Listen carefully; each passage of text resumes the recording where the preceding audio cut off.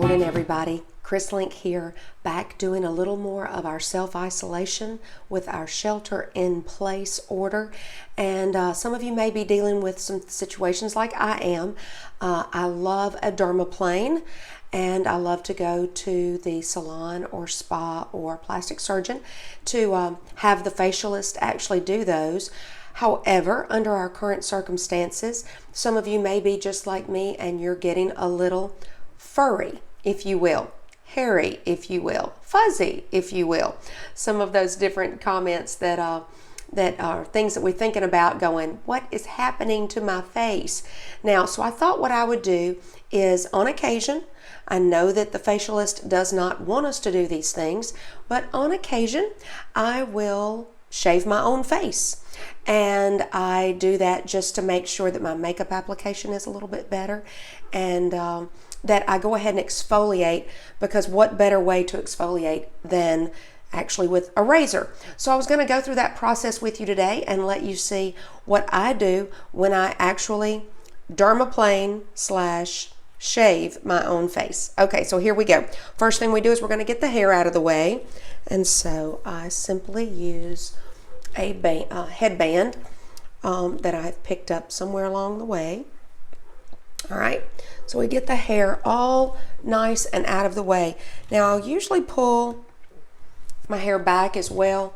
Had a situation one time that kind of cut the side. So, oh, that's so pretty, isn't it? Pretty, pretty, pretty. But let's do it just so we can make sure we're safe. Now, the razor that I'm going to use today is my Billy razor. My daughter actually turned us on to that, and it's a wonderful razor. They send you the cartridges for replacement.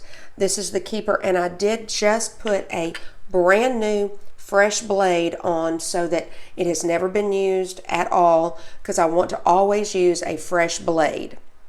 Okay, now I am going to just use a soap. So I warm my water just a little bit, and you can use any soap that you'd like. For me, I'm going to pat down my face just a little bit with water, and I'm going to come in with just a basic Cetaphil. It's daily facial cleanser. It's fine. Anything will do that will give me a smooth, something smooth on my face. So what I do is I literally just put it all, kind of all over my face.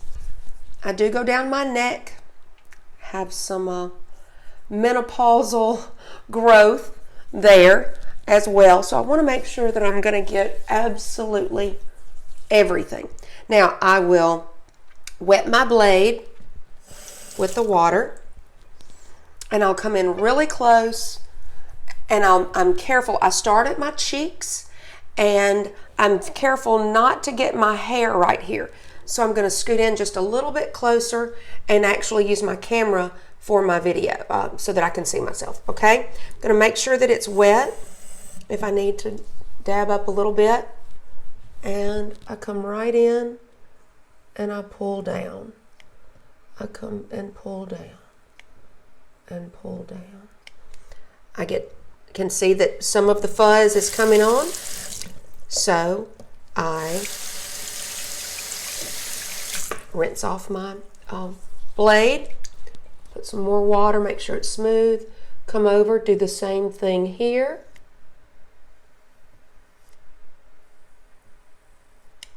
Okay, rinse off my blade. Then I'm very careful on my chin to make sure that I'm not going to cut myself.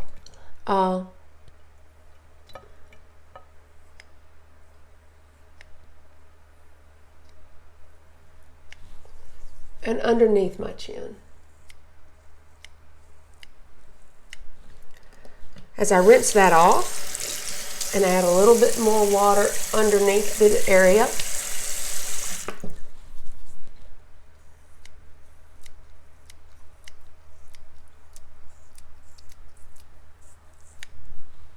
okay, rinsing. Then I go to the tricky part. I go to the forehead. And I want to be careful, because one time I did come down too far and I nicked my eyebrow. I sure did, completely. Had a little indentation there for a while, so I'm very, very careful now with that. I'm going to come in close and use the iPhone camera.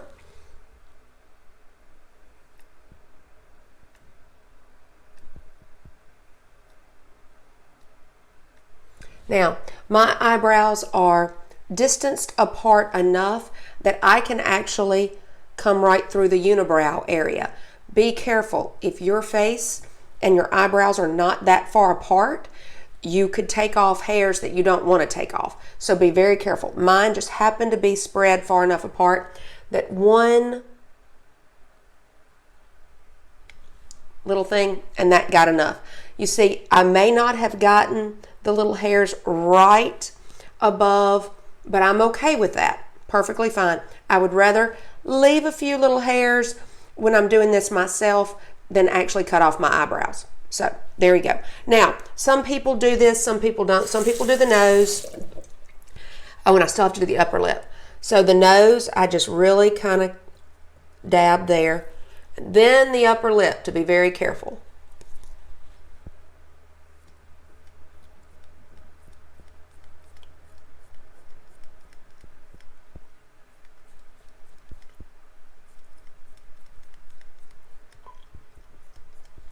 Okay, alrighty. So now I'm going to actually go back. Make sure I got this right here. Good. And I pretty much, guys, what you can do is you can feel your face. You can kind of rub your hands over it and you can go, did I get everything? Did I feel any fuzz or anything?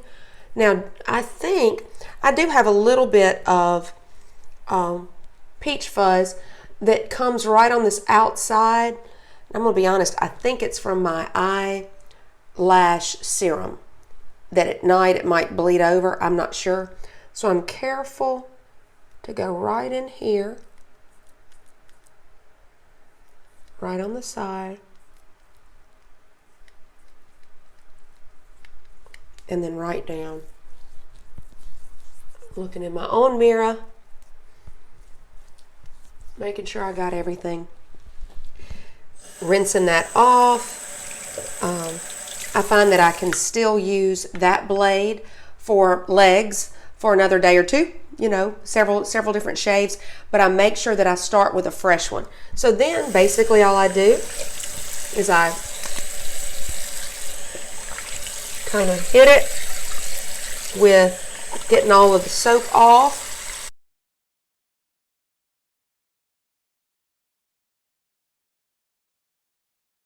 And there you have it. Good to go.